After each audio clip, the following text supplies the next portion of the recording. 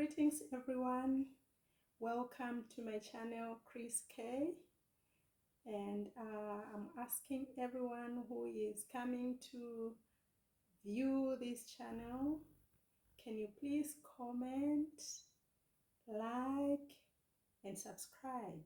You don't pay anything for subscribing.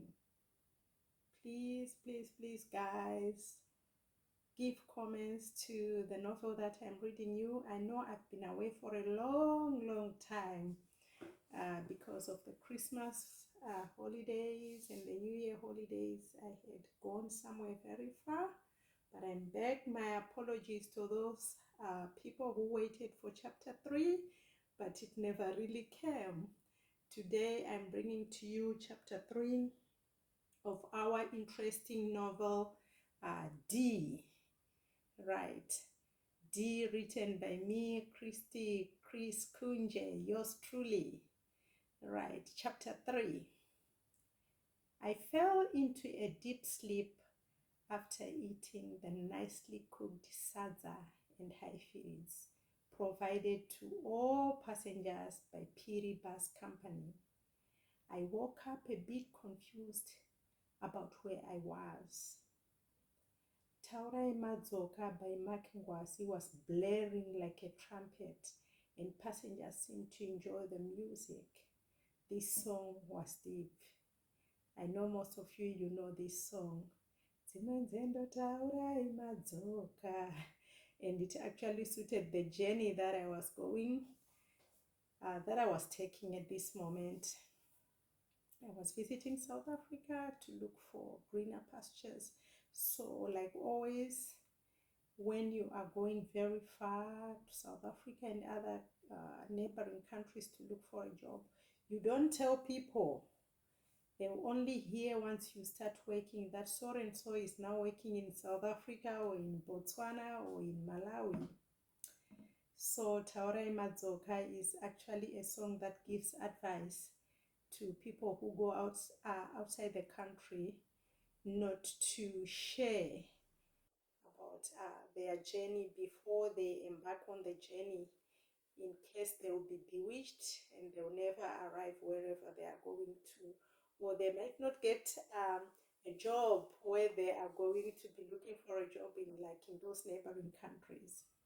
Everyone in the bus was so friendly, including the bus drivers and the conductors.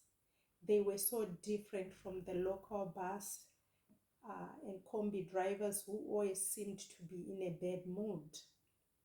They were always ready to throw word missiles to suspecting passengers. I'm talking about the local drivers, the combi drivers. In South Africa, they call them taxi drivers. They're always in a very bad mood, but not this long journey drivers and conductors. They were so friendly. I was so tired of sitting anxiously doing nothing. The guy seated next to me was a chatterbox. He couldn't stop talking.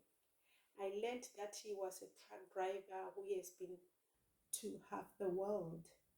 He claimed to have met and spoken to 4 presidents. Really? I took all this with a pinch of salt.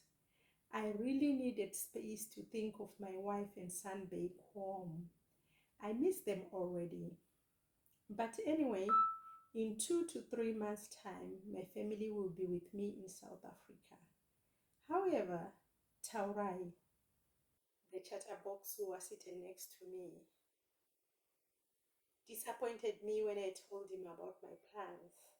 He laughed out loudly. Mdala, there are lots of fish across the Limpopo River.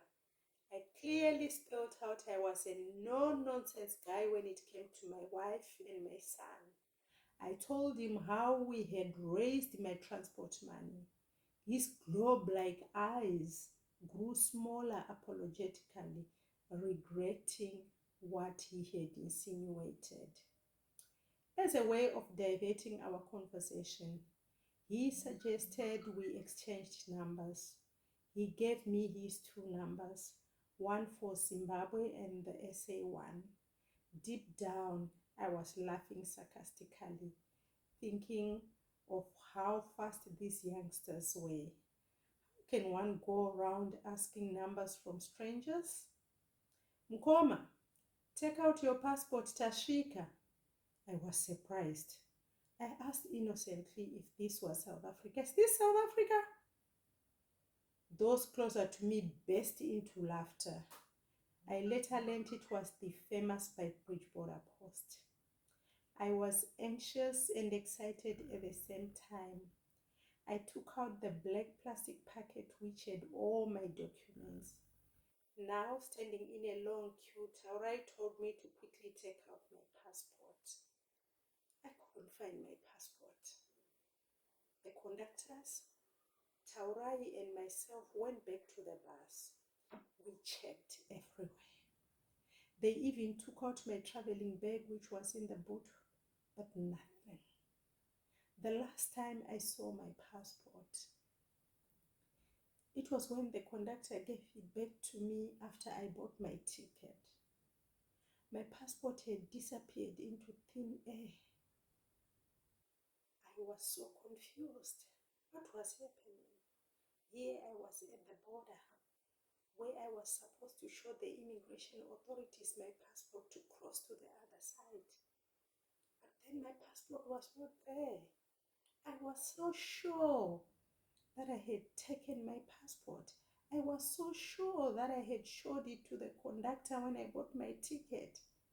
I was so sure I had placed it back in my black plastic which had all documents. What happened? Oh no. Was this the end of my journey? Chokwadi muromba rove chinengu. I felt hot tears swelling in my eyes. This can't be happening. No, this was a dream. Whoever said men don't cry? This is deep. This guy who has been dreaming of crossing into South Africa, now he is in a very disturbing situation. He is at the border, Beitbridge border post, and he cannot find his passport. What happened to his passport? Let us see, let us hear, let us follow this channel, Chris K, to find out what happens in chapter 4. Is he going to find his passport? Please comment, like, subscribe. If you like, comment and subscribe. You give me the energy to keep on writing. Thank you for listening to this reading again. Thank you. Bye.